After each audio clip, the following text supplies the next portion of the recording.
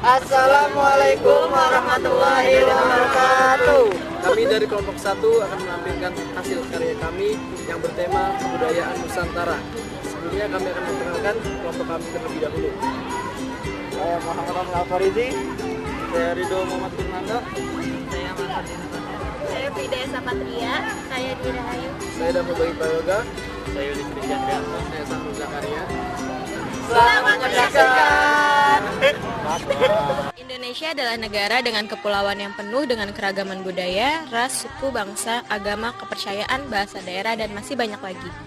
Akan tetapi Indonesia mempunyai semboyan yang bisa mempersatukan keragaman tersebut, yakni Bhinneka Tunggal Ika, yang artinya meskipun berbeda-beda tetapi tetap satu jua.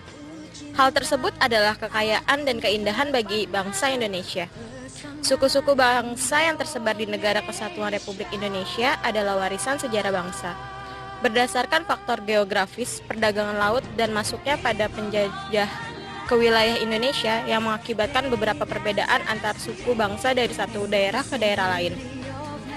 Ada beberapa manfaat kebudayaan bagi suatu bangsa, diantaranya sebagai identitas bangsa, sebagai alat pemersatu bangsa, memperkuat nasionalisme, dan sebagai daya tarik wisata.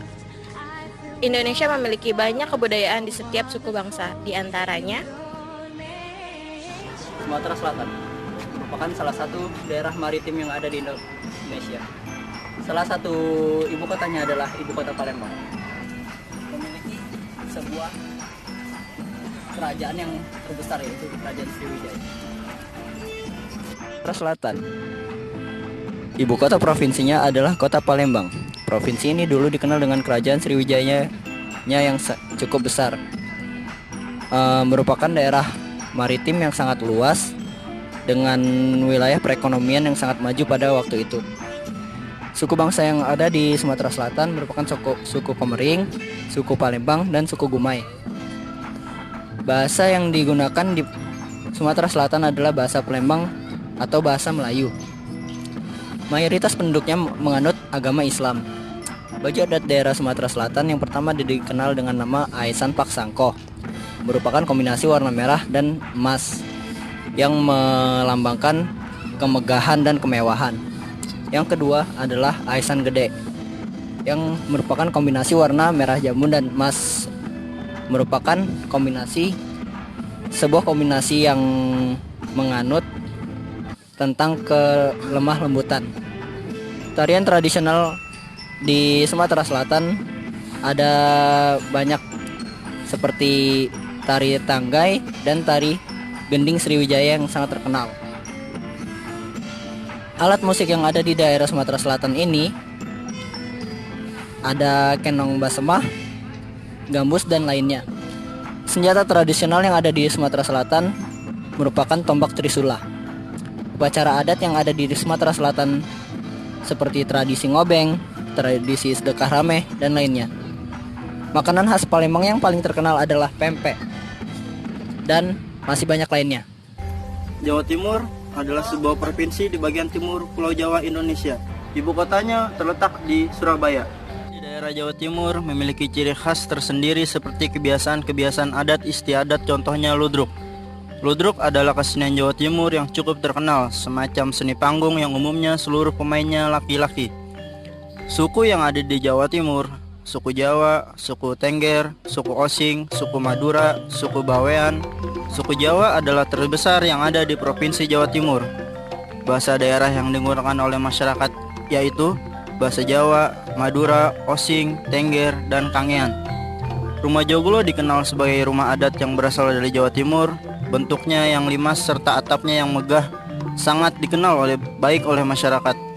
Kata joglo sendiri diambil dari bentuk atapnya yang besar dengan bentuk seperti sebuah gunung. Pakaian adat Jawa Timur, pakaian adat cak untuk pria dan ning untuk wanita. Jawa Timur ini berasal dari kota Surabaya. Salah satu tarian di Jawa Timur adalah tari remo.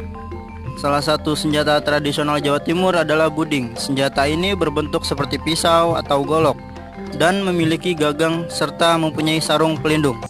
Jawa Barat merupakan sebuah provinsi yang terletak di Pulau Jawa yang berbatasan langsung dengan Provinsi DKI Jakarta dan juga Provinsi Banten. Ibu kota dari Jawa Barat adalah kota Bandung. Bahasa daerah Jawa Barat, mayoritas penduduk Jawa Barat merupakan suku Sunda yang bertutur memakai bahasa Sunda. Rumah tradisional Jawa Barat ialah imah badak. Pakaian tradisional Jawa Barat salah satunya baju pangsi dan kebaya Sunda ditambah kain kebat. Kesenian tradisional Jawa Barat ialah tari jaipong, yaitu jenis tarian tradisional Sunda, tepatnya dari daerah Karawang. Seni kerajinan memiliki beberapa kerajinan diantaranya batik tradisional, keramik, dan sepatu. Lagu daerah Jawa Barat yang terkenal diantaranya yaitu Pupui Bulan, Es Lilin, Tokecang, dan masih banyak lagi. Upacara-upacara adat daerah Jawa Barat, salah satunya adalah upacara adat tersebut Ngalaksa. Permainan tradisional Jawa Barat, congklak, garlik, dan lain-lain. Makanan tradisional Jawa Barat ialah nasi liwet, nasi tembel, karedok, dan lain-lain. Barat, yaitu Kota Padang, adalah kota yang terkenal dengan rumah makannya dan masakannya yang khas, yaitu rendang. Bahasa daerah yang digunakan masyarakat Sumatera Barat pada sehari-hari yaitu bahasa Minang. Kebanyakan masyarakat Sumatera Barat menganut agama Islam. Rumah adat yang terdapat di Sumatera Barat memiliki rumah adat yang khas dan sangat terkenal, yaitu rumah adat Gadang. Ciri khas yang unik dari rumah ini yaitu dari bentuk atap yang melengkung seperti tanduk kerbau. Pakaian adat Sumatera Barat salah satunya adalah baju batu B, merupakan ciri khas dari pakaian Bando Kanduang. Tari adat Sumatera Barat dikenal juga dengan tari piring. Lagu adat Sumatera Barat salah satunya adalah Dinding Padinding.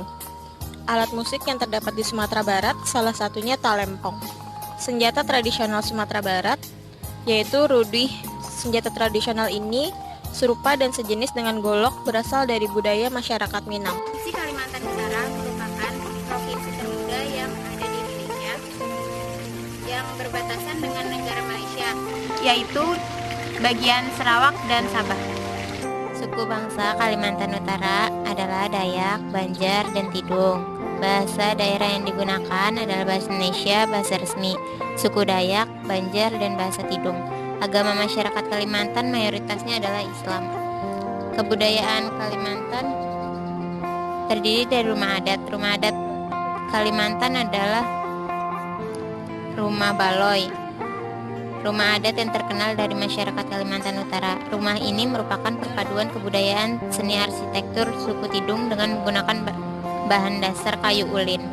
Pakaian adatnya adalah baju ta'a dan baju sape sapak.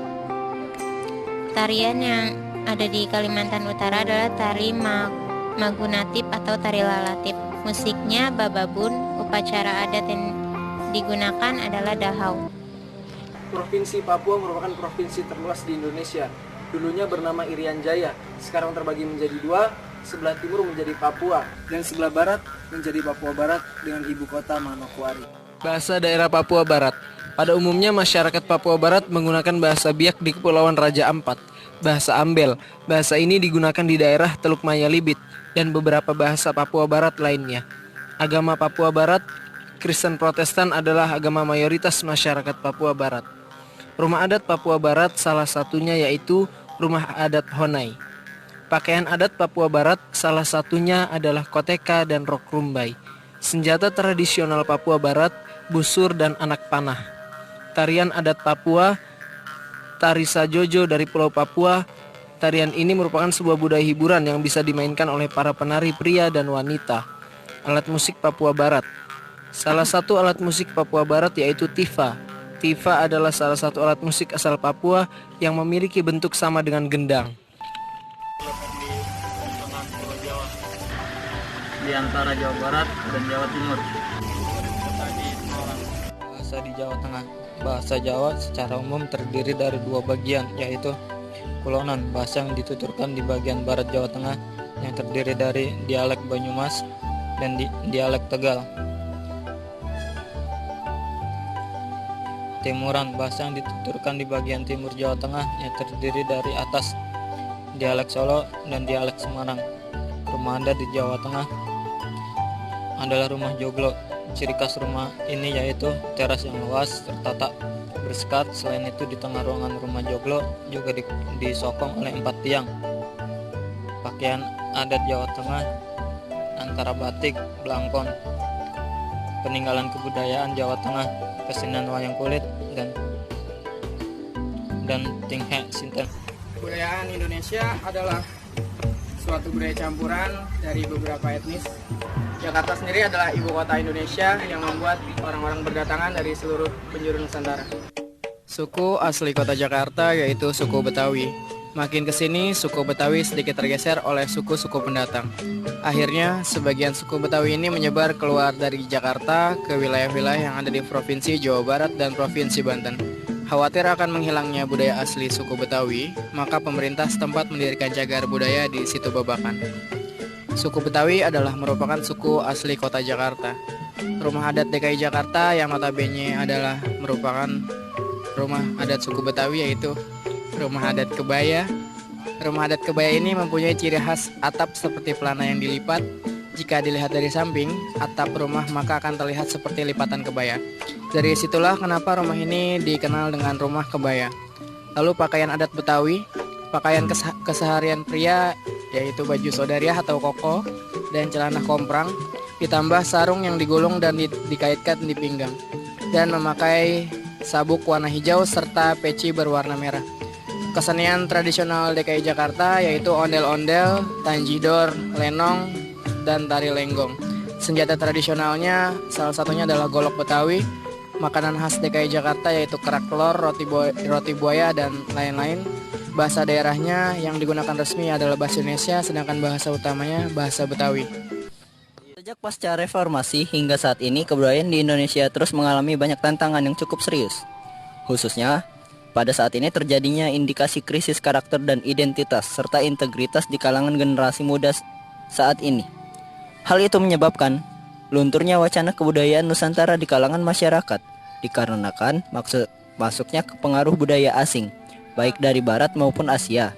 Perkembangan teknologi yang menghapus ruang dan waktu juga memberi pengaruh besar. Hal ini bisa dibilang cukup mengkhawatirkan, karena apabila nilai-nilai kebudayaan hilang dan tidak teraktualisasi, masyarakat kita khususnya generasi muda akan kehilangan fondasi etik dan landasan fundamental mental dalam kehidupan berbangsa dan bernegara, yang secara potensial akan berujung pada terpecah belahnya persatuan bangsa dan maraknya budaya korupsi, narkoba, dan aksi terorisme. Oleh karena itu, seharusnya kita bisa melestarikan, memajukan, dan mengembangkan nilai-nilai kebudayaan Nusantara, serta menginternalisasinya di masyarakat khususnya generasi muda.